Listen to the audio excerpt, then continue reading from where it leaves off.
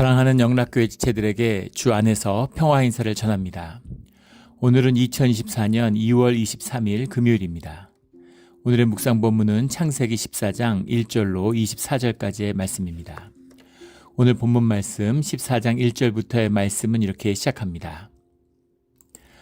당시에 신하랑 아브라멜과 엘라살 왕 아리옥과 엘람왕 그돌라오멜과 고임 왕과 디달이 소돔 왕 베란과 고모라 왕 비르사와 아드마 왕 시납과 스모임 왕 세베멜과 벨라고 소아론과 싸우니라. 네 왕과 다섯 왕의 이제 싸움을 하는 것으로 14장의 말씀이 시작하고 있습니다. 그런데 다 왕이라는 칭호를 달고 있지만 핵심은 엘람 왕이죠. 엘람 왕 그돌라오멜 엘람이라고 하는 건 이제 지금의 이란 지역, 이란의 남부 지역에 이제 위치하고 있는 왕국인데 기마 민족이고 이제 강력한 왕이죠. 엘람이라는 이름은 자주 등장합니다. 뭐 앞에 나오는 시나리 바벨론이다 뭐 이런 해석도 있는데 이제 그런 건 좀 근거가 약한 해석들이고요. 그 다음에 어쨌든 소돔 왕, 고모라 왕, 비르사 왕은 팔레스타인과 그 요단강 동편에 있는 그 지역에 있는 왕들인데 다 제후 국가의 왕들, 도시 국가, 자연스럽게 형성되는 그 지역의 왕들이 있는 거죠. 그 왕들이 더 큰 왕 또는 제국의 왕의 지배를 받고 있는 겁니다. 봉신 관계를 맺고 있는 거죠. 그래서 가서 재물을 좀 바치기도 하고 받아오기도 하고 이렇게 거래를 하는데 사실 뭐 물질적으로 봉양하는 것은 아니고 서로 계약을 맺어서 안전을 보장받고 그리고 전쟁이 날 때는 서로 뭉쳐가지고 도와주는 연합군 같은 이제 그런 성격을 가지고 있는 거죠. 우리가 뭐 그 중국의 4대 관계였다 이렇게 하는데 중국에 갔다 재물을 바치는 게 아니죠. 사실은 주는 것보다 받아오는 게 더 많습니다. 그래서 중국이 세계 제국이 되기 위해서는 주변에 있는 모든 나라들과 무역을 하면서 손해를 봐주는 거죠. 그래서 그러지 않으면 이제 뭔가 변경해서 문제가 생기는 거예요. 지금도 사실 마찬가지죠. 미국이 세계 패권 국가를 유지하기 위해서 달러 패권을 유지하기 위해서 세계 모든 나라를 상대로 적자를 내주죠. 다 적자를 내줍니다. 미국이 흑자 보는 나라 거의 없죠. 그래서 다 그 돈을 손해를 봐주는 거예요. 그래서 미국은 그 대신 물건을 갖다 쓰고 다른 나라들은 미국의 채권을 쌓는 겁니다. 그래서 이 체제가 유지되고 있는 거죠. 이제 그런 관계를 맺고 있는데 핵심은 엘람 왕이 그 당시에 이제 패권을 가지고 이 지역에 영향을 행사하고 있었는데 이 팔레스타인과 요단강의 서동편에 그 존재하고 있었던 그런 제후 국가들이 반기를 들었다는 거죠. 그 4절에 나오는 12년 동안 그돌라오멜을 섬기다가 제13년에 배반한지라. 거기서 이탈하고 그 말을 듣지 않는 겁니다. 그러니까 이제 그 메소포타미아 지역에 있는 그 왕들 제후국들을 합쳐가지고 그들이 이 팔레스타인 지역에 있는 지역을 쳐들어오는 거죠. 지정학적으로 이 구약을 관통하고 있는 굉장히 중요한 이제 맥락이죠. 팔레스타인도 이제 뭐 가나안 지역과 이제 요단강 동편 이 지역이 이제 기름진 땅이죠. 그런데 메소포타미아에 비교할 수는 없는 겁니다. 메소포타미아 세력이 이제 자꾸 내려오는 거죠. 뭐 아스루, 뭐 바벨론 이런 나라들이 일어나서 뭐 아시리아 이런 건 아나톨리아 지방에서 내려오는 거고 북쪽에서 자꾸 내려오는 지역이 있는 거고 남쪽에는 애굽이 있죠. 애굽은 나일강을 위협으로 하면 또 강대한 세력입니다. 그래서 또 애굽이 강해지면 애굽이 올라와요. 애굽이 올라오고 또 메소포타미아에서 강해지면 내려오는 거죠. 그 교차로에 팔레스타인이 있는 겁니다. 그러니까 늘 세계 대전에 이제 전장이 되는 거죠. 그런 점에서 한반도하고 비슷하죠. 한반도가 참 억울한 게 뭐 중국 대륙에서든 중앙아시아에서든 기마민족이든 누군가 흥기하면 쳐들어오는 겁니다. 그래서 한국이 천여 번의 외침을 받았다 그러죠. 또 해양 세력, 일본이 강해지고 일본에서 뭔가 통일 세력이 등장하면 또 대륙으로 진출하려고 한반도로 나오는 거예요. 대표적인 게 이제 청일전쟁 같은 거죠. 청나라하고 일본이 붙었는데 청나라에서 싸우든가 일본에서 싸우든가 한반도에서 전쟁이 났죠. 그런 이제 비극적인 운명, 지정학적인 운명이 있는 거죠. 그런 겁니다. 그래서 굉장히 흡사한 데가 많죠. 이 팔레스타인의 운명과 한반도의 운명이 굉장히 흡사한 데가 많아요.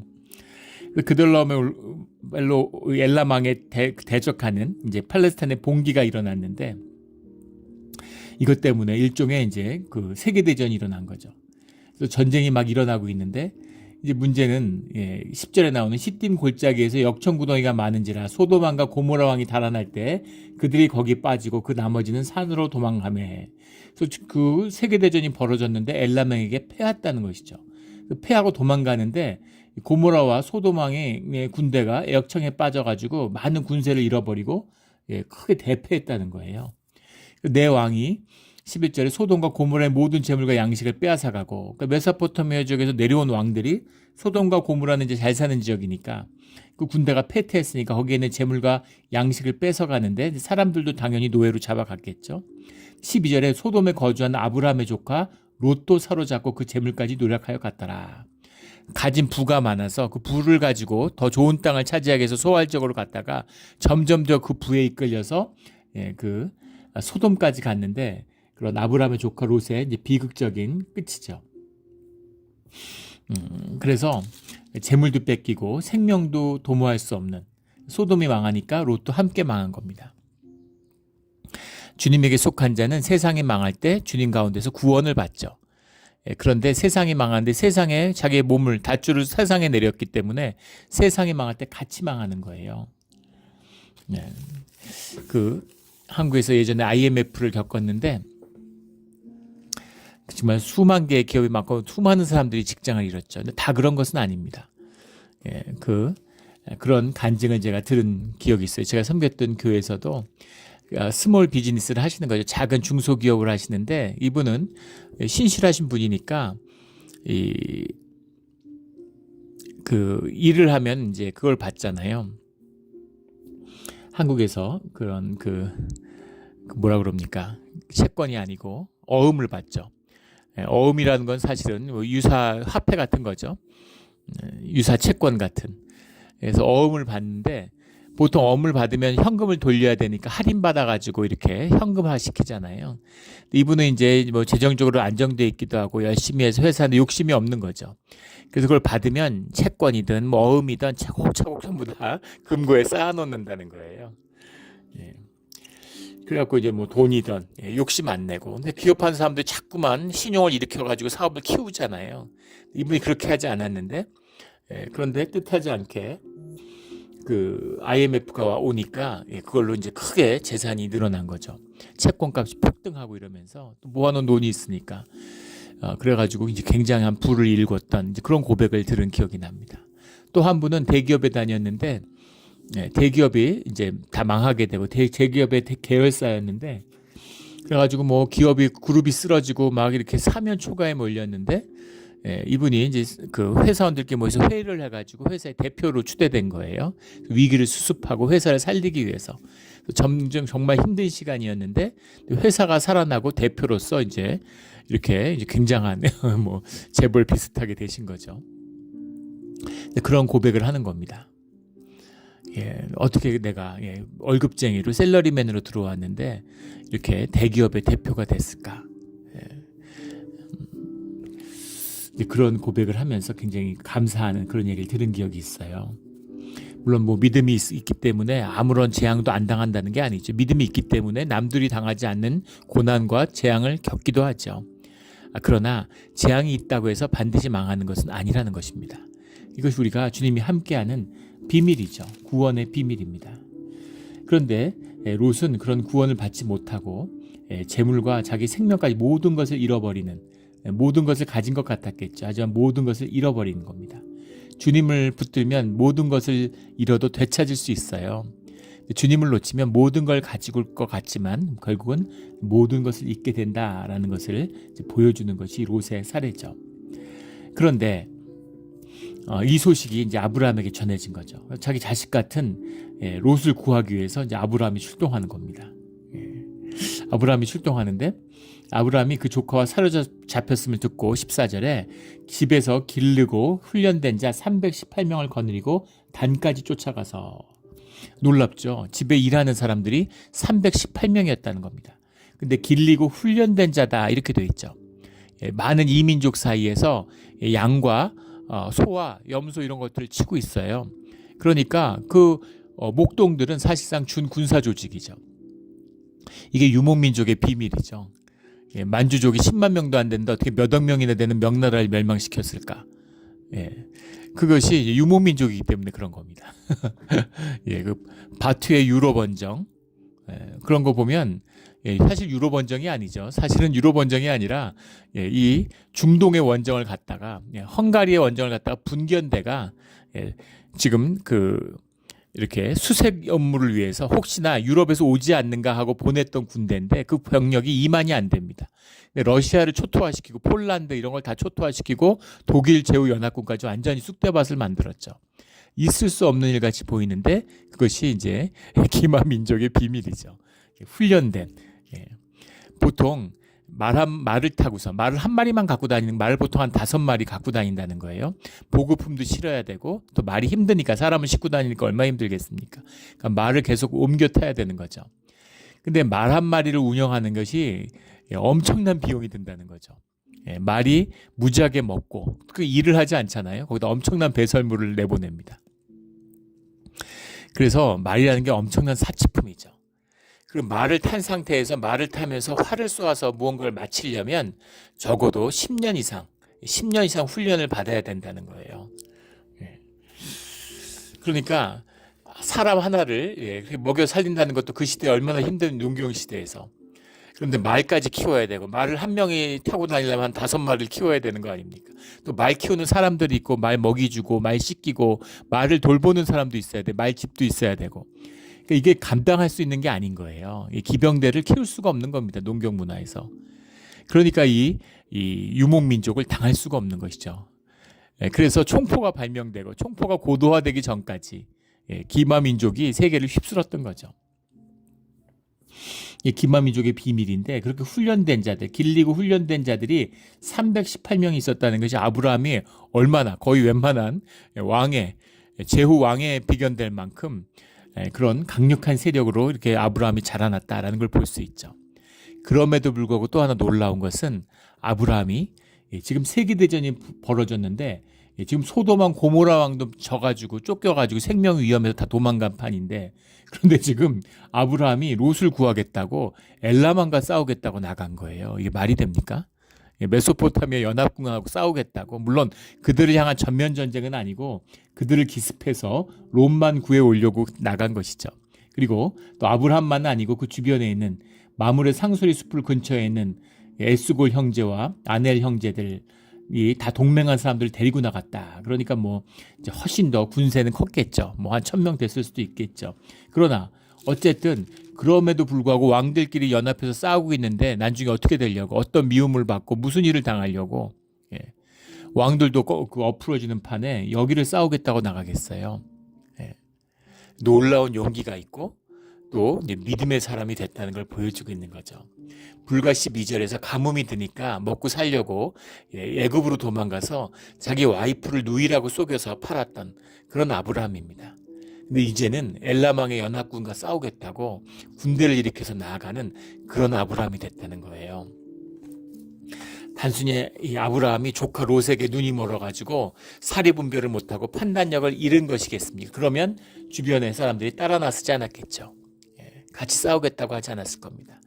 그런데 아브라함의 결기를 보고 또 관계가 돈독하고 형제와 같이 그리고 주변에 같이 목초지를 나누고 있는데 갈등이 있을 수 있고 싸울 수 있잖아요. 사이가 나빠질 수 있잖아요. 근데 그들을 품고 아브라함과 함께하면 복이 있다라는 확신을 갖고 있는 사람들이죠.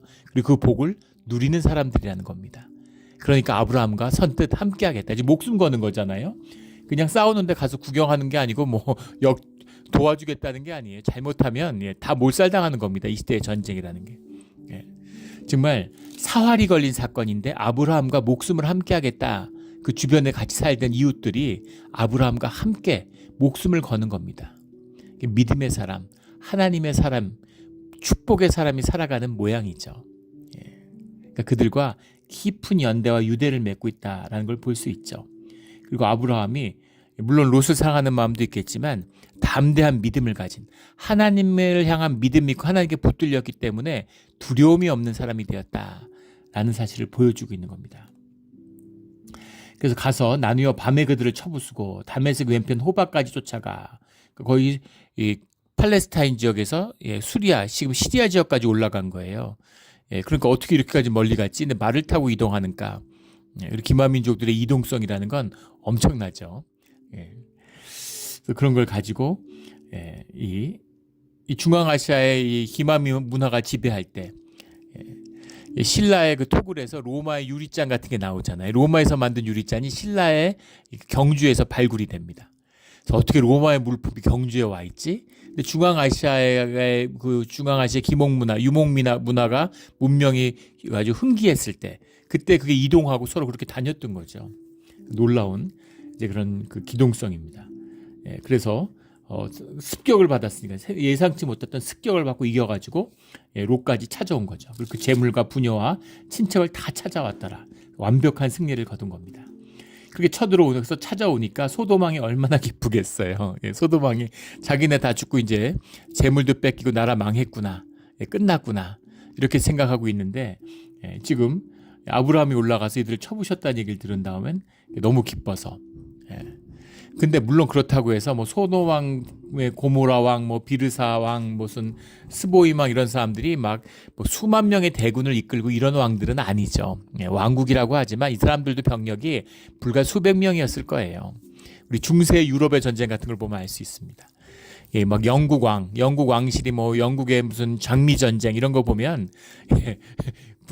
이끌고 나가는 군대가 수백 명이에요. 군대가 자기에 있는 제후들을 다 불러들여 가지고 심지어 백제가 엄청난 나라죠. 고대 대제국입니다. 일본을 다 지배하고 산동반도, 요동반도에도 나라가 있었던 중국의 역사서에 백제에 대한 기록이 많이 나오죠. 뒤에 가면서 이게 식민의식으로 찌들고 그러면서 우리가 무슨 백제가 무슨 이렇게 생각하는 건데 중국 역사서에 기록이 되어 있는 거예요. 그러니까 백제가 굉장한 제국이었음을 보여주고 있죠. 22담로라는 걸 뒀는데 일본에도 담로가 여러 있었지만 심지어 필리핀에도 담로가 있었다는 거 아니에요.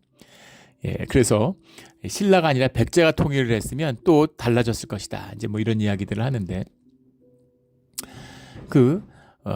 백제가 망할 때 보면 계백 장군이 5천 결사대를 모으잖아요. 근데 불과 무슨 왕입니까? 성왕 때 뭐 이럴 때만 성왕은 아니죠. 무슨 왕이죠?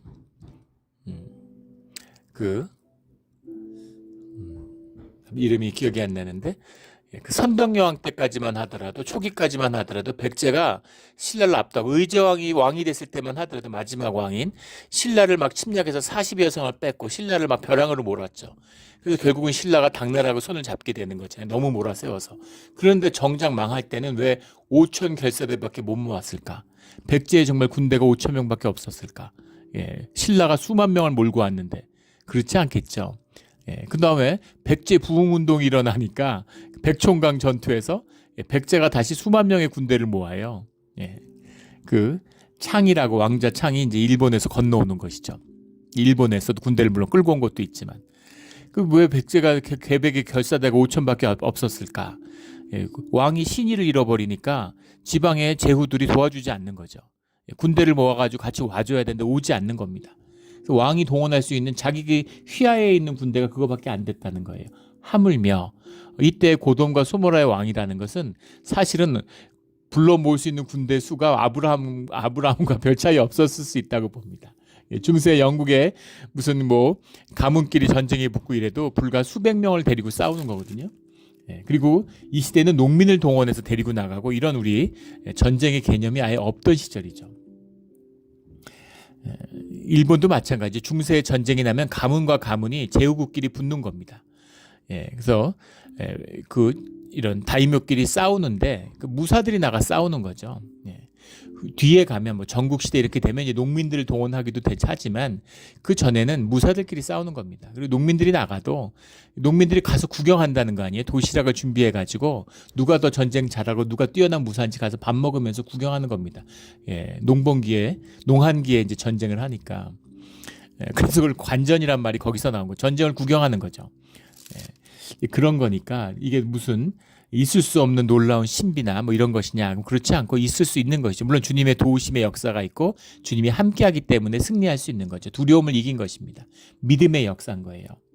그래서 소돔왕이 이제 그 아브라함을 통해서 나라가 망할 뻔했는데 구했으니까 얼마나 감사한지 왕의 골짜기로 나와 그를 영접하고 왕이 영접하러 나온 겁니다. 그런데 여기서 놀라운 한 사건이 있죠. 18절에 살렘 왕 멜기세덱이 떡과 포도주를 가지고 나왔으니 그는 지극히 높으신 하나님의 제사장이었더라. 지극히 높으신 하나님의 제사장인데 왕입니다. 살렘이 어디냐? 샬렘이란 말이죠. 이제 평화, 샬롬에서 온 것이죠. 그래서 살렘이 뭐 어디 여기다 저기다 많은 분석이 있는데 이제 전통적으로 예루살렘이라고 부르죠. 예루살렘의 왕 멜기세덱. 멜기세덱은 의의 왕이에요. 멜렉이라는 말과 체데크라는 말이 붙었죠. 이름이 기가 막히죠. 아무나 이런 이름을 가질 수 있겠어요? 멜렉이라는 말이 이제 왕이란 말인데 체데크라는 말이 많이 나오는 말이 성경 굉장히 많이 나오는 말입니다. 의로움, righteousness, rightness, righteousness 이런 체데크죠. 멜렉과 체데크가 붙어서 멜기세덱이 된 겁니다. 그래서 뭐 My king is right, 뭐 the king of righteousness, 의의 왕, 멜기세덱이죠. 왕인데 대제사장이에요. 율법적으로 전통적인 유대의 사고에서 왕과 제사장은 구분된 직분이죠. 그런데 우리가 주님께 부름을 받으심으로 왕과 같은 제사장으로 우리를 불렀다고 주님이 말씀하세요. 그것이 예수 그리스도를 영접하고 주님과 하나 된 우리 교회의 비밀인 것이죠. 그래서 우리는 왕과 같은 제사장으로 부름을 받았는데 이 왕이신 제사장, 이것이 그리스도의 표상인 거죠. 그래서 멜기세덱이 지극히 높은 하나님의 제사장이고 살렘의 왕이었기 때문에, 그리고 그가 떡과 포도주를 가지고 나왔다는 겁니다. 떡과 포도주라는 건 그 시대에 흔히 먹던 음식이죠. 그래서 그 병사들을 위로하기에 가지고 나올 수도 있지만 우리가 떡과 포도주로 성찬을 하잖아요. 그리고 떡과 포도주가 제사에 쓰이지 않습니까? 그렇기 때문에 멜기세덱이 그리스도의 예표고 표상이다, 이렇게 받아들이는 겁니다. 이 말씀이 시편에도 나오고 히브리서에도 나오죠. 시편에 보면 멜기세덱의 반차를 따라라는 말이 나오고, 우리 히브리서 7장이 이제 멜기세덱에 관한 말씀을 증거하고 있죠. 우리 제사장으로 부르심을 받은 그리스도의 표상에 대한 말씀이에요. 우리 히브리서 7장을 찾아가 보면 1절에 이 멜기세덱은 살렘의 왕이요 지극히 높으신 하나님의 제사장이라. 히브리서에서 다 해설을 해줬습니다. 그 의미를 다 설명해줬어요. 여러 왕을 쳐서 죽이고 돌아온 아브라함을 만나 복을 빈 자라. 아브라함이 모든 것의 10분의 1을 그에게 나누어 주니라. 그 이름을 해석하면 먼저 의의 왕이요, 그 다음은 살렘의 왕이니 곧 평강의 왕이요. 아버지도 없고 어머니도 없고 족보도 없고 시작한 날도 없고 생명의 끝도 없어 하나님의 아들과 닮아서 항상 제사장으로 있느니라. 제사장의 표상이 곧 멜기세덱이라고 하는 것이죠. 이 사람이 얼마나 높은가를 생각해보라. 조상 아브라함도 노량물 중 10분의 1을 그에게 주었느니라. 그래서 10분의 1을 제물을 바치는 것이 오늘 말씀에 나오는데 20절에 얻은 것에서 10분의 1을 멜기세덱에게 주었더라. 복을 빌고 아브라함을 축복해주고 그는 그에게 10분의 1을 마에세르라고 하는 10분의 1, 11조가 처음 나오죠, 성경에서. 그것을 멜기세덱에게 바쳤다라는 말이 나옵니다. 그런데 레위의 아들들 가운데 제사장의 직분을 받은 자는 율법을 따라 아브라함의 허리에서 난 자라도 자기 형제인 백성에서 10분의 1을 취하라는 명령을 받았으나 레위 족보에 들지 아니한 멜기세덱은 아브라함에게서 10분의 1을 취하고 약속을 받은 그를 위하여 복을 빌었나니 7절에 논란의 여지 없이 낮은 자가 높은 자에게 축복을 받느니라. 그러니까 멜기세덱이 그리스도가 된다는 거죠. 레위의 족보에서 났다는 건 아브라함의 족보인데 제사장의 족보를 뛰어넘는 자다. 하늘의 대제사장이다, 이런 의미입니다. 그러니까 그가 사람의 형상으로 우리가 그를 만날 수 있는 것은 그가 이 땅에 온 그리스도시기 때문이다. 그래서 족보도 없고 아버지도 없고 어머니도 없고 생명의 끝도 없는 자다. 그래서 멜기세덱을 그리스도의 표상이고 예표로 이해한다라는 그 말씀인 거죠. 10절에 이는 멜기세덱이 아브라함을 만날 때 레위는 이미 자기 조상의 허리에 있었습니다. 레위와 제사장의 직분에 대한 얘기가 나오기 전에 이미 멜기세덱이 대제사장으로서 11조를 아브라함에게서 받지 않았느냐. 레위는 아브라함에게서 난 자가 아니냐, 이런 말이죠. 그러니까 레위가 높으냐 아브라함이 높으냐, 말할 것도 없이 아브라함이 높은 것처럼 아브라함이 높으냐 멜기세덱이 높으냐, 멜기세덱이 높은 자가 아니냐, 이런 말인 거죠. 그래서 11절에 레위 계통의 제사 직분으로 말미암아 온전함을 얻을 수 있었으면 어찌하여 아론의 반차를 따르지 않고 멜기세덱의 반차를 따르는 다른 한 제사장을 세울 필요가 있느냐, 이렇게 얘기하는 거죠.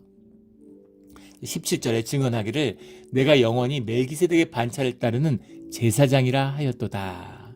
이 말씀입니다. 결론이죠. 예. 그래서 뭐 레위 지판이 아니니 제사장이 세우니 안 했느니 유대의 율법에 묶인 게 아니야. 11조라든가 11조의 삶을 산다든가 11조의 제사를 지내고 제사장을 세우는 것은 그것은 레위의 예법이고 그것은 주님이 주신 것인데 그것이 제사장의 전부고 제사장의 직분이 레위의 율법에 묶여 있는 것이 아니다라는 거죠. 그 이상이라는 겁니다. 그 의미가 말기세덱의 반차를 따르는 이 아브라함의 제사 가운데 나와 있지 않느냐, 아브라함의 11조 가운데 나와 있지 않느냐, 이 말씀인 거죠. 그래서 멜기세덱이 가지는 의미, 그리스도가 우리의 참 대제사장으로 세워주고 우리가 왕 같은 제사장으로 세워주는 그 비밀이 여기 있지 않느냐, 이렇게 말씀하고 있는 것입니다. 우리 모두 자유함은 주님이 주신 자유함에서 11조의 참된 의미를 사는 그런 우리의 신앙의 자리가 되기를 주의 이름으로 축원합니다. 21절에 소돔 왕이 아브라함에게 이르되 사람은 내게 보내고 물품은 내가 가지라. 아브라함이 소돔 왕에게 이르되 천재 주제이시오 지극히 높으신 하나님 여호와께 내가 손을 들어 맹세하노니, 주님의 이름을 들고 맹세하는 것이죠. 내 말이 내가 아브라함으로 치부하게 하였다 할까 하여 내게 속한 것은 실 한 오락이라도 들매끈 한 가닥도 내가 가지지 아니하리라. 오직 젊은이들이 먹은 것과 나의 동행한 아넬과 에스골과 마므레의 분깃을 제할지니 그들이 그 분깃을 가질 것이니라. 이 아브라함의 당당함 놀랍지 않습니까? 소돔이 일국의 왕인데 그 왕이 자기에게 너가 찾아온 재물, 소돔의 재물을 다 뺏어갔으니까 얼마나 재물이 많겠어요. 당대 부국인데 한 나라의 재물을 약탈했는데 그걸 되찾아 왔으니까 얼마나 보물이 많겠습니까? 그런데 그 보물을 어차피 다 뺏기고 자기가 잃었던 건데 고마운 거죠. 사람들을 살리고 자기들 가족들 처자식들 구해왔으니까 얼마나 고맙겠어요. 그러니까 그 재물은 네가 가져, 이렇게 인심을 썼는데 내가 하나님께 맹세하는데 소돔 왕이 자기를 치부했다, 이런 얘기를 듣지 않을 것이다, 이 말이죠. 왜 그럴까요? 재물 싫어해서 그런 걸까요? 아니죠. 소돔과 고모라를 주님이 기뻐하시지 않기 때문입니다. 소돔의 재물을 주님이 기뻐하지 않아요. 그래서 그것을 주님이 주신 아브라함의 재물과 썩지 않는 것입니다. 이것이 참된 마음인 거죠. 주님의 이름 앞에 맹세하는 것이죠. 주님, 제가 소돔의 재물은 그 무엇이 실 한 오락이라도 취하지 않겠습니다. 제가 롯을 구하려고 온 것이지 그 가족을 구하려고 온 것이지 재물엔 뜻이 없습니다, 라는 말씀을 분명히 전하고 있는 것이죠. 근데 그럼에도 불구하고 당당함이에요. 어떻게 이렇게 당당할 수가 있겠습니까? 주님에게 속한 사람만이 이렇게 재물에 자유롭고 당당한 모습을 보일 수 있는 것이죠. 그런데 또 하나 더 중요한 것은 젊은이들이 먹은 것과 지금 수백 명의 젊은이들, 자기만 318명을 데려왔으니까 한 1000명 가까이 된다고 생각해 보세요. 그 이상일 수도 있겠죠. 그 사람들이 먹는 양이 엄청났겠죠. 그 다음에 나와 동행하던 아넬과 에스골과 마므레 도와주기 위해 왔으니까 그 분깃을 제한다. 그만한 대가를 받을 자격이 있다. 너를 위해 싸워주고 너희 왕국을 구해줬으니까 그들의 몫은 취하게 해준다. 이런 겁니다. 놀라운 균형 감각과 밸런스를 갖고 있죠. 이것이 이 땅에서 하나님 나라를 사는 신앙인의 모습이에요. 그래서 자기 의의 잣대로 세상을 막 평가하고, 소돔은 타락하기 때문에 여기에 재물을 주님이 기뻐하시지 않기 때문에 하나도 취하지 않아. 그래서 내가 데려온 청년들이지만 이건 다 내가 부담해. 그런 건 만용이죠. 에스골 마므레 아넬들은 전쟁에 나가서 싸움하면 거기에 대한 대가를 취하는 것은 그 당시에 국제법과 같은 상식적인 것이죠. 그들은 당연히 자기들의 권리가 있으니까 가져가도 돼. 근데 나는 주님의 사람이고 주님이 기뻐하시지 않으니까 내 몫을 채우지는 않아. 이제 그런 거죠. 그래서 공의를 분명히 세우는 겁니다. 그래서 믿음의 사람들은 가장 이상주의적이고 가장 형이상학적인 것처럼 보이지만 보이지 않는 걸 추구하고 보이지 않는 걸 사니까, 하지만 동시에 진실을 살기 때문에 가장 현실적이 되는 것이죠. 허튼 것, 세상 나뭇잎 치마, 껍데기 이런 거에 얽매이지 않는 겁니다. 그 로마의 최초의 황제가 된 황제의 통치를 연 케이사르죠. 율리우스 케이사르 시저가 케이사르가 이제 지중해를 건너가다가 해적한테 붙잡혔다는 거 아니에요. 해적들이 몸값을 지불하면 풀어주겠다 이렇게 얘기하는데 몸값을 요구하는 거죠.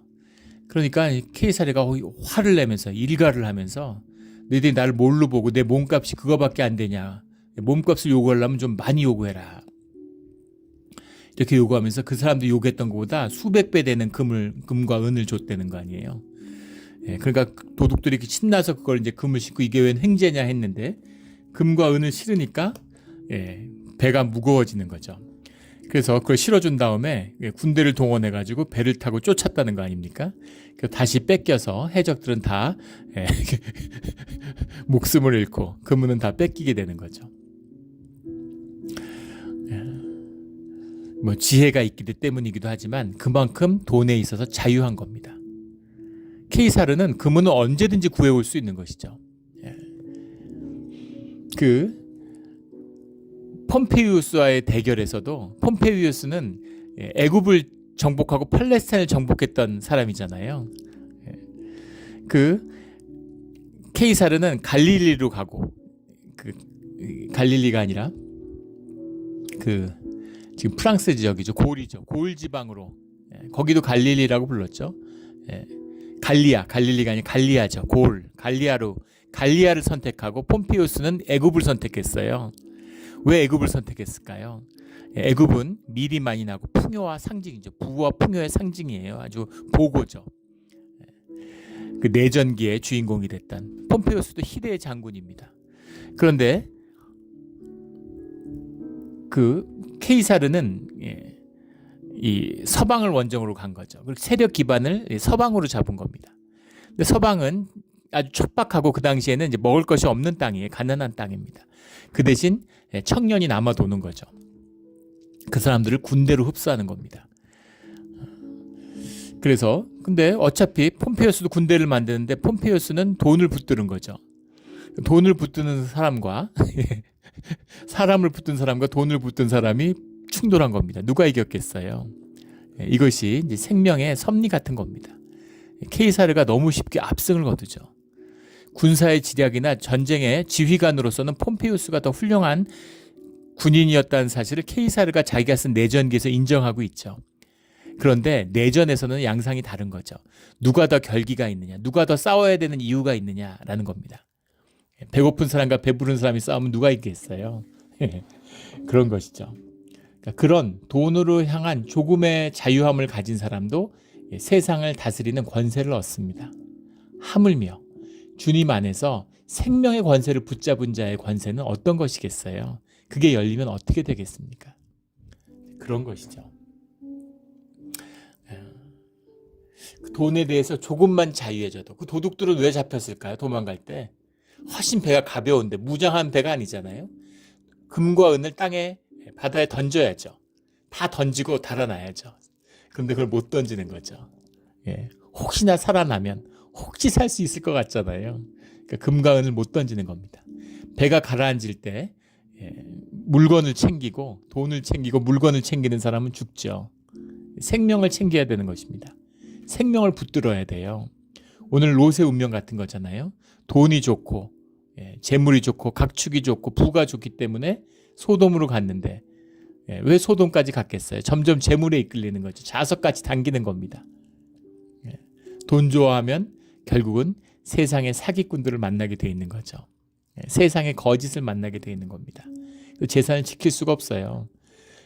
주님과 함께하는 자만이, 주님 안에 있는 자만이 설령 잃어도 다시 찾을 수 있는 것이고, 주님 안에 있어야지만이, 주님이 준 것이어야지만이 내 것이 되는 것이고, 내 것이 돼야지만이 내가 다스릴 수 있고, 내가 다스릴 수 있는 부가 되어야지만이 그것을 누리면서 그 복된 것을 살아갈 수 있는 겁니다.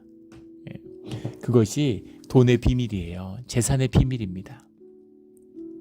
아브라함은 그것을 부릴 수 있는 자, 누릴 수 있는 자, 다스릴 수 있는 자가 되었고 그 권세가 함께하고 있는 거죠. 근데 롯은 그 모든 것, 아브라함보다 부가 더 커졌을 텐데 근데 결국은 그것을 다 잃어버리는 그런 사람이 되고 말았다라는 것이죠. 아브라함의 놀라운 믿음의 승리입니다. 주님과 함께함으로 받은 축복 가운데서 한번 점핑을 하는, 우리 신앙생활을 하다 보면 신앙이 이렇게, 생명도 그렇죠. 아이들도 계속 기다가 어느 날 일어나잖아요. 어느 날 걷게 됩니다. 그런 것처럼 생명도, 믿음도 점핑이 있어야 됩니다. 한 사건을 경험하면서, 고난과 어려움을 경험하면서 신앙이 한순간 점핑을 해야죠. 주님과 함께하는. 그런 게 한번 있어야 돼요. 오래 한다고, 교회 오래 다녔다고 신앙이 자라지 않습니다. 믿음의 결단, 주님 앞에 한 걸음 더 나갈 때 주님이 우리 앞에 한 걸음 더 나와 주시는 것이죠. 우리 그런 믿음의 자라남을 경험하는 그런 이 사순절의 기간이 되기를, 해마다 반복하는 게 아니라 올해는 정말 달라지는, 올해는 한번 점핑하는, 퀀텀 점핑을 한번 해야 되는 것이죠. 그런 질적인 도약을 하는, 그런 계속 번데기로 있다가 어느 날 나비가 되잖아요. 나비가 돼서 날아올라야 되는 것이죠. 그런 우리의 믿음이 되기를, 아브라함 같은 놀라운 승리를 맛보는 우리의 신앙의 길이 되기를 예수 그리스도 이름으로 축원합니다. 아멘. 기도드리겠습니다. 하나님 아버지, 감사합니다. 오늘 멜기세덱의 축복을 받는 아브라함처럼 우리가 주님 안에서 축복 가운데 살아가기를 원합니다. 주님, 늘 자원하는 심령으로 우리가 세상을 살아가지만, 또 우리가 이민의 삶을 살면서 고달프지만, 우리가 생존의 위협 때문에 힘들었지만 그것을 한번 뛰어넘어서 생존을 두려워하고 돈을 섬기는 것이 아니라 오직 주님만을 섬김으로 주님이 주시는 부와 물질도 다스리며 누리는, 그것으로 복된 삶을 사는 그런 우리 믿음의 자녀들이 되게 하여 주시옵소서.